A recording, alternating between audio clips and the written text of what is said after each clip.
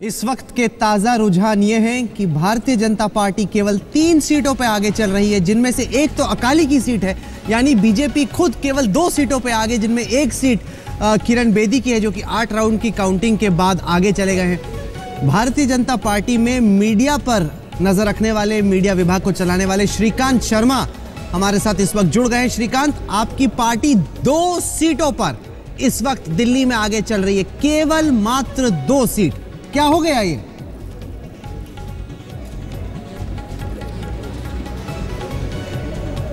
श्रीकांत केजरीवाल साहब को और जी उनको बधाई देना चाहेंगे और हम चाहेंगे कि दिल्ली से जो जुड़े मुद्दे हैं उन पर लगातार अब जो सरकार बनेगी वो काम करे और हमारा पूरा सहयोग उस सरकार को रहेगा।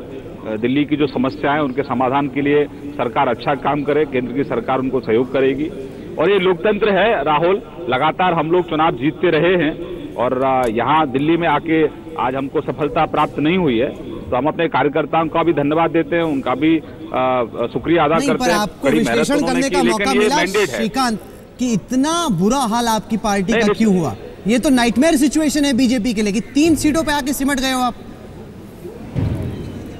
राहुल जी, निश्चित रूप से हम लोग समीक्षा करते हैं और हम तो चुनौतियों से हमेशा लड़ते रहे हैं। हम तो 84 में 2 थे और 2 से 282 हुए हैं, तो हमेशा हर हार से कुछ ना कुछ सीखने को मिलता है। ये जो हार हुई है इससे भी कहीं ना कहीं सीखेंगे, कुछ समीक्षा करेंगे, कहाँ कमियां रही उनको दुरुस्त करेंगे और फिर आगे जो जीत का कारवां है उसको आगे बढ़ाएंगे। श्रीकांत जी, वो कौन लोग थे जो मोदी के रैली में पहुंचते थे? वो कौन लोग थे जो नारे लग रहे थे? वो कौन से कनेक्टिविटी नहीं थी जिसमें आप लोग को लग रहा था आप लोग जीत रहे हैं, लेकिन ये स्थिति आ गई 2 और 3 सीट? वो कौन सी स्थितियां हैं? प्रसून जी, ये वास्तविकता है जो आपके सामने है और वो भी वास्तविकता थी जो लोग मोदी जी के रैलियों में आ रहे थे। और इस समय दिल्ली में केंद्र सरकार के काम को लेकर किसी में कोई नाराजगी नहीं है। किसी भी सरकार के काम की अगर समीक्षा करते हैं, रिपोर्ट कार्ड तैयार करते हैं, तो 5 साल के बाद ही आप तैयार करते हैं। 8 महीने में सरकार की आप किस दिशा में सरकार जा रही है उसका जरूर आकलन आप कर सकते हैं। और सरकार ने जो कमिटमेंट किया था, महंगाई बड़ा मुद्दा था, उस पर सरकार लगातार काम कर रही है और उसमें गरीब जनता को कहीं ना कहीं राहत भी देने का काम सरकार ने किया है। विदेश नीति पर सरकार ने अच्छा काम किया है। इकोनॉमी आईसीयू में थी, उसको बाहर निकालने का सरकार ने काम किया है। तो सरकार, केंद्र की सरकार अपने एजेंडे के आधार पर सबका साथ सबका विकास और हिंदुस्तान जो है एक इकोनॉमिक सुपर पावर बने, जिससे इस देश के गरीब आदमी को, किसान के खेत को बिजली, पानी, सड़क और नौजवान को रोजगार मिले, उस दिशा में हमारी सरकार काम कर रही है। इसको लेकर चुनाव में हार होती है और अच्छा भी लग रहा है। आपकी अपनी परिभाषा कैसे होगी? प्राइम मिनिस्टर भाषण देते हैं, दिल्ली को मिनी इंडिया कहते हैं, दिल्ली देश का जो मूड है वो दिल्ली का मूड है कहते हैं, तो हम उसको उस परिप्रेक्ष्य में क्यों नहीं आज देखा जाए? सवाल ये है, क्योंकि आप बार बार उसी दिशा में क्यों जा रहे हैं? ये चुनाव का बैरोमीटर जो है आपकी जनता के साथ सरोकार की स्थितियों को दिखलाता है श्रीकांत जी। नहीं प्रसून जी, ये भी वास्तविकता है कि आपका जो आकलन है, पत्रकारों का अपना आकलन होता है, आप अपना आकलन करिए, लेकिन वास्तविकता ये भी है कि लगातार हम लोग चुनाव जीतते आ रहे हैं। ये भी तो एक वास्तविकता है। झारखंड जीते, जम्मू कश्मीर जीते, हरियाणा जीते, महाराष्ट्र जीते, और आप, मुझे लगता है कि आपका जो समीक्षा जो आप कर रहे हैं वो केंद्र सरकार के काम को लेकर आप समीक्षा करना चाहते हैं। नहीं श्रीकांत जी, हम आपको बताएं, श्रीकांत जी हम आपको बताएं कि जो CSDS का ओपिनियन पोल है, पोस्ट पोल सर्वे, उसको हमने बहुत गौर से पढ़ा। वो दिखाता है कि केंद्र सरकार के काम से जनता दिल्ली की खुश है। करीब 2/3 लोग कहते हैं कि वो मोदी के काम से खुश हैं, बीजेपी सरकार से खुश है। सवाल तो तब खड़ा होता है कि अगर केंद्र सरकार से लोग खुश हैं, तो जब दिल्ली में आपका कैंपेन होता है तब आपकी ये हालत क्यों होती है? 3 सीटों पे आके आप सिमट जाते हो। राहुल, एक बड़ी बात यह है कि देखिए, हमको कहीं ना कहीं बीजेपी को रोकने के लिए लगातार जो एंटी बीजेपी फोर्सेस है वो लगातार काम कर रही थी। और 2013 के चुनाव में जब चुनाव के परिणाम आए तो कांग्रेस ने खुल के समर्थन किया था अरविंद केजरीवाल साहब का।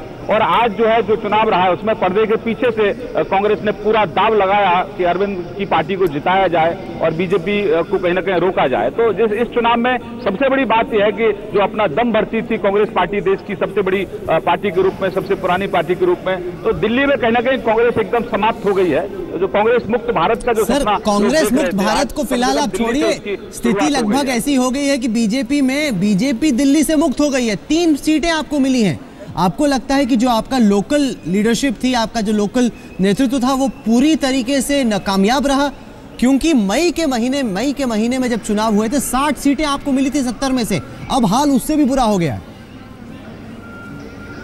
देखिए राहुल, ये हमारा जो चुनाव लड़ते हैं तो हम सामूहिक नेतृत्व में लड़ते हैं। हमारी जीत भी होती है तो वो सामूहिक नेतृत्व की होती है, और जब हार भी होती है तो वो भी सामूहिक नेतृत्व की होती है। तो उसमें किसी स्टेट लीडरशिप को या किसी एक अन्य व्यक्ति को हम नहीं मानते कि उसको उसके लिए जिम्मेदार माना जाए। इसमें हमारी कलेक्टिव जो लीडरशिप है वो हम उसको जीत के लिए भी जिम्मेदार हम मानते हैं, और हार के लिए भी हमारी कलेक्टिव लीडरशिप को ही हम जिम्मेदार मानते हैं। तो किसी एक व्यक्ति पर हम लोग इस तरह की जिम्मेदारियां नहीं डालते हैं। ये हमारा पैटर्न है काम करने का। श्रीकांत जी, मैं आप ये माने कि मोदी जी ने पहला अभियान चलाया था सफाई, स्वच्छ भारत स्वच्छ दिल्ली। स्वच्छ दिल्ली में आपकी नगर निगम, आप ये कहते 5 साल बाद नगर निगम की समीक्षा करेंगे। यदि मेरे घर के बाहर 1 हफ्ते तक गंदगी पड़ी रहेगी तो आप कहेंगे अगले साल 5 साल बाद बात करिएगा।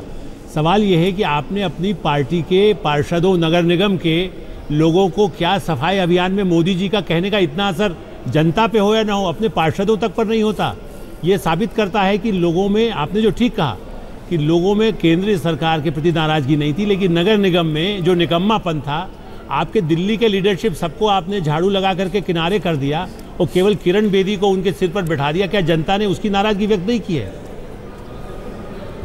नहीं, मैं नहीं मानता है कि आलोक जी, आप जानते हैं कि पार्टी के अपने फैसले होते हैं, और हम लोग तो 10 करोड़ जो है बीजेपी के सदस्य बनाने के अभियान पर हैं, और अच्छे लोगों का, जो ईमानदार लोग हैं, उनका हमेशा से भाजपा में स्वागत रहा है। तो किरण बेदी जी को इसके लिए जिम्मेदार मानना मैं नहीं मानता कि उचित होगा। हाँ, एक बात जरूर है जो आप कह रहे हैं कि भाई